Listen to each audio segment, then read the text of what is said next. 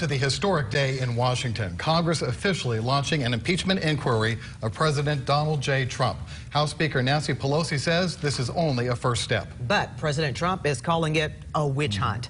Now, the move comes after revelations this week which seem to show President Trump used the power of his office to try and influence his re-election with the help of another country. Local 24 News reporter Caitlin McCarthy is here now with Mid-South reaction. Caitlin?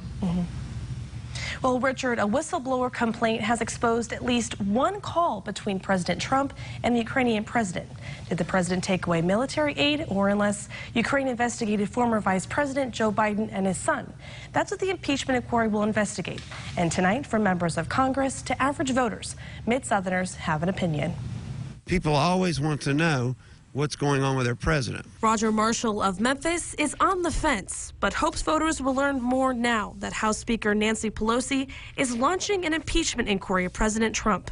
He's willing to see what happens, but remains skeptical. Is there a political move trying to be made here? Yeah, I think so. Among Mid-South congressmen, support for an impeachment inquiry is still mostly partisan.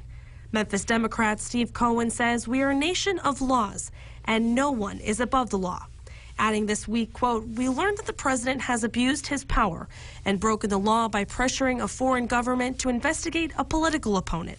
While Republican Congressman David Kustoff sees the inquiry as unnecessary. In his statement, he said, quote, "Our constitutional duty as members of Congress should not be abused in order to settle political scores. The call for impeachment sets a dangerous precedent." Stephanie Smith of Memphis says this move should have happened a long time ago, but it might just need to be settled at the ballot box come 2020. At this moment, I really can't determine if it's just a political move or if it's the right thing to do because it's so close to the end of his terms.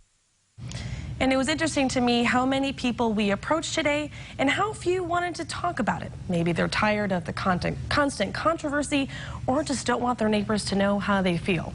But in 14 months, voters will get their say at the ballot box. In the studio, Caitlin McCarthy, Local 24 News.